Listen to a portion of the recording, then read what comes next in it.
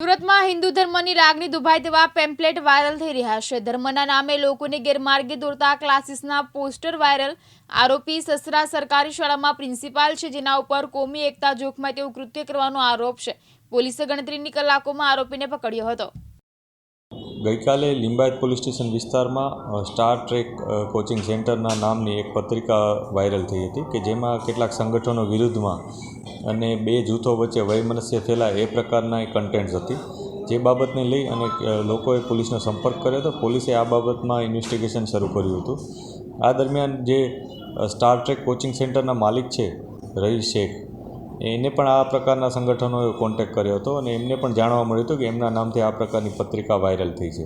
એમણે જ્યારે આમાં ઊંડાણપૂર્વક તપાસ કરી ત્યારે એમને જાણવા મળ્યું હતું કે આમાં અમુક નંબરો છે એમના પર્સનલ નંબર છે કે જે કોચિંગ સેન્ટરમાં એ લોકો કોઈને આપેલા ન હતા, એટલે આમાંથી એમના કોઈ રિલેટિવમાંથી કોઈએ જ અથવા એમના નજીકના કોઈ સંપર્કના વ્યક્તિએ આ કારનામું કર્યું હોય એવું એમને અંદાજો આવ્યો હતો। થોડા સમય પહેલાં એમને અને એમના સસરા સાથે અને એમના જે પત્ની છે એમના સાથે કેટલાક ઇસ્યુ થયા હતા, જે બાબતને લઈને અગાઉ પણ કેટલીક બબાલો થઈ હતી એમના વચ્ચે, જે બાબતને લઈને એમને શંકા હતી કે આ ઘટનામાં કદાચ એમના સસરા સામેલ હોઈ શકે। તેઓએ વધુ ઊંડાણપૂર્વક તપાસ કરી હતી અને શકમન તરીકે તેમના સસરા જ જણાતા હતા। પોતે રઈસ શેખ છે, પોતે કોચિંગ સેન્ટર ચલાવે છે, પોતે 6 થી 10ના સ્ટુડન્ટ્સ છે જે લિંબાયત વિસ્તારમાં રહે છે એ લોકોને કોચિંગ આપે છે, જેમાં મેથ્સ અને સાયન્સ આ બંને સબ્જેક્ટના એ લોકો કોચિંગ આપી રહ્યા છે એ લોકોને। અને પોલીસે પણ આમાં ઇન્વેસ્ટિગેશન જ્યારે શરૂ કર્યું ત્યારે પોલીસને જાણવા મળ્યું હતું કે આ પત્રિકા એકદમ ફેક છે, આમાં જે ભોગ બનનાર છે રઈસ શેખ એનો કોઈ પણ રોલ નથી।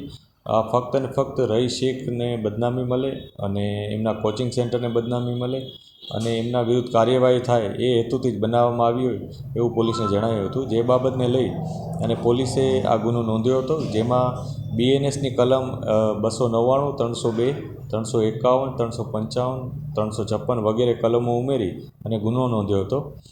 જે આરોપી છે એ રઈસ શેખના સસરા સુલેમાન ચાંદ શેખ છે। એ પોતે પણ શિક્ષક છે, પોતે SMCમાં એક સ્કૂલમાં શિક્ષક છે અને એમને કબૂલાત કરી હતી કે આ પત્રિકા એમણે જ પોતાની સ્કૂલમાં છાપી હતી અને કેટલાક લોકોને અને અમુક સંગઠનને પણ પોતે આ પત્રિકાઓ WhatsApp થ્રુ મોકલેલી હતી। જે બાબતને લઈ અને પોલીસે એમની ધરપકડ કરી છે। પોલીસે આમાં ઇન્વેસ્ટિગેશન વધુ ઊંડાણપૂર્વક કરી રહ્યા છે કે આમાં કયા લોકો અન્ય સામેલ છે કે નહીં, અને એની પણ અમે તપાસ કરી રહ્યા છીએ। મુકેશ ગુરવ, દિવ્યાંગ ન્યૂઝ, સુરત।